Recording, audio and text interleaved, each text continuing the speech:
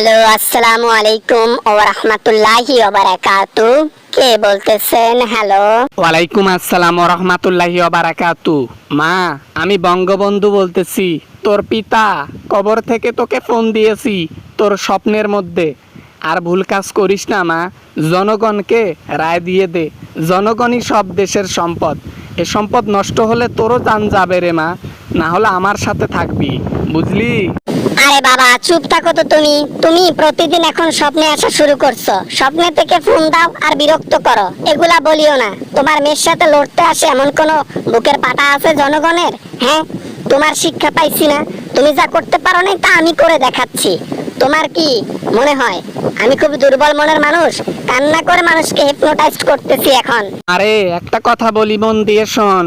অনেক খারাপ কাজ করছিলাম, তার শাস্তি নিচে পাচ্ছি, কিন্তু তুই ওই শাস্তিগুলা ভোগ করিস না মা। আমি ভালো নাই, এজন্য তোকে ভালো বুদ্ধি দিচ্ছি, ভালো পরামর্শ দিচ্ছি। ভালো কাজ কর, সময় আছে। বাবা, তুমি অনেক কষ্টে আছো মনে হচ্ছে না? আমি তো জানি তোমার দুর্নীতির কার্যকলাপগুলা। এখন কি করার বলো? এটা ছাড়া করার আর কিচ্ছু নাই বাবা। তুমি ফোন রাখো, আমার স্বপ্ন ভাঙতে চলেছে। মা, তুই ভালো কাজ কর মা। আমি কিন্তু পুরে সারখার হয়ে যাচ্ছি। আমি জনগণের টাকা খাইছিলাম, সেই কষ্টটা, সেই শাস্তিটা আল্লাহ তাআলা আমাকে নিচে দিচ্ছে। আমি চাই না তুই এই শাস্তিটা পা। সহ্য করতে পারবি না। মাটির নিচে যে কি চলে এটা তুই বুঝতে পারতেছিস না, উপর থেকে মারা গেলে বুঝতে পারবি।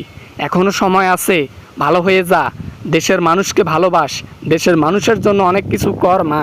বাবা, আমি ভালো হতে চাই, কিন্তু জনগণ আমাকে ভালো হতে দেয় না। আর টাকা দেখলে আমার হাত খালি খসখস খসখস করে টাকা চুরি করার জন্য। কি করব বলো? এখানে আমার করার কি আছে বলো? ভোর হলো, স্বপ্ন ভাঙতে শুরু করলো। ফোন রাখো বাবা, তুমি তোমার মতো থাকো, আমাকে আমার মতো থাকতে দাও। আমি উপর থেকে এই কামনা করি তুমি জান্নাতে যাও। আমি যাদেরকে আপন ভাবছিলাম তারা আজকে দোয়া করতেছে, সেই দোয়া আমি শুনতে পাচ্ছি, কিন্তু কাজে আসতেছে না মা। আমি চাই না এই দেশবাসীর অভিশাপ তোর উপর লাগুক। এজন্য বলতেছি, দেশের জন্য অনেক কিছু কর।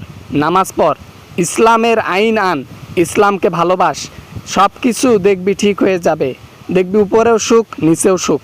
না হলে আমার মতো ছারকার হয়ে যাবি মা। বাবা, তোমাকে যারা হত্যা করেছে তাদেরকে আমি কঠোর বিচার করতেছি। দুনিয়ার মধ্যে তাদেরকে শাস্তি দিচ্ছি। তুমি খুশি হও নাই বাবা?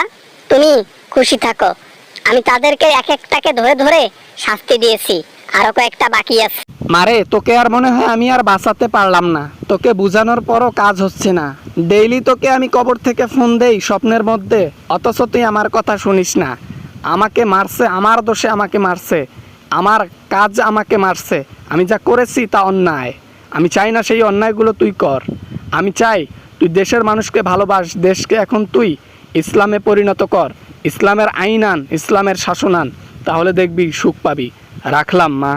হ্যালো বাবা, হ্যালো হ্যালো হ্যালো বাবা, কেটে দিছে রে। আর মা, আর একটা কথা বলি, আমার সময় শেষ হয়ে যাচ্ছে। হ্যালো হ্যালো হ্যালো, এই যে ছাত্ররা যে আন্দোলন করতেছে তাদেরকে নির্মমভাবে হত্যা করিস না মা। এদের অভিশাপ তোর গায়ে লাগছে, আমি সব নিজ থেকে দেখতেছি। আল্লাহ ছাড় দেবে না তোকে, বলে দিলাম। তাদেরকে তাদের হক ফিরিয়ে দে, তাদেরকে শাস্তি দিস না মা। রাখলাম।